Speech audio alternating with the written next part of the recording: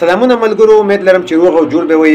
ملګرو، افغانستان د میچ ګټلو نه وروسته چې استرالیا ته ماتې ورکړله او ډېره غټه ماتې ورکړله، د افغانستان سیمې فاینل ته لاره پیدا کول او سیمې فاینل ته افغانستان وتل، د دغې مکمل معلومات درته شریکوم چې افغانستان په کومه طریقه باندې وځي. افغانستان لخوا د بنګلادیش نه میچ ګټل اسیم ضرور دي. ویډیو خپله مو ګورئ، مکمل معلومات درته شریکوم، ویډیو خپله مو ګورئ او مخکې ملګرو سره ضرور شریکه کړئ. ملګرو، سبا د انډیا او د استرالیا میچ د انډیا رن ریټ هم ډېر زیات ښه دی او دواړه میچونه یې ګټلي 100 پوینټونه دي. که انډیا میچ وګټي نو استرالیا به هغه 2 پوینټونو سره پاتې شي، نو افغانستان ته به لاره نوره هم صفا شي، نوره به ورته هم اسانه شي. خو انډیا به 6 پوینټونه شي، انډیا به سیم فاینل ته وځي او پاتې به شي بله ورځ بیا په 15 تاریخ باندې د بنګلادیش او د افغانستان میچ دی.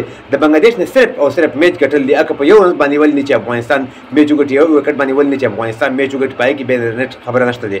خو که چېرته انډیا میچ وګټي او استرالیا میچ وګټي نو د انډیا هم 100 پوینټونه شي او د استرالیا هم 100 پوینټونه شي. خو بیا هم استرالیا ته مشکل دی رنټ په حساب باندې، انډیا بیا هم په رنټ باندې نشي پاتې کېدی. دغه پوینټ ټیبل باندې تاسو ته ښکاري انډیا رنټ چې کوم دی پلس 2.415 دی، نو انډیا خو به 100 پوینټونه شي او استرالیا هم 100 پوینټونه شي. خو دلته بیا افغانستان له میچ ګټل پکار دی د بنګلادیش نه په معمولي غونډه کې ښه رنټ باندې چې افغانستان میچ وګټي د بنګلادیش نه او ګټل ډېر ضرور دي. که وی بیا بیا خو افغانستان ته مشکل ډېر زیات کنه، ځکه چې استرالیا به 100 پوینټونه وي، افغانستان به هغه 2 پوینټونه وي.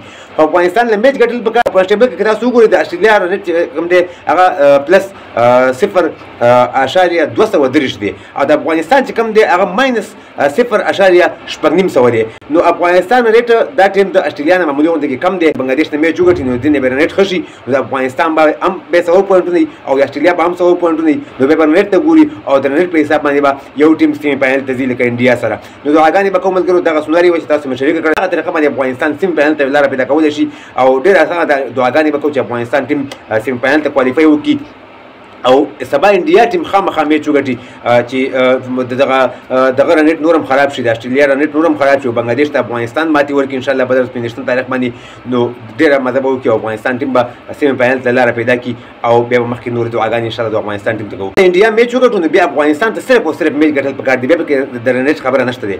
نو دغه لاره باندې دغه طریقه باندې افغانستان ټیم مخکې سیمې فاینل ته کوالیفای کولی شي. ویډیو ډېره اهمه ده، مخکې ملګرو سره ضرور شریکئ چې بعضې ملګري پوښتنه کوي چې افغانستان څنګه طریقه باندې وتلی شي، کومه لاره په ګودره باندې افغانستان وتلی شي فاینل ته. دغه طریقه به تاسو سره شریکه کړله.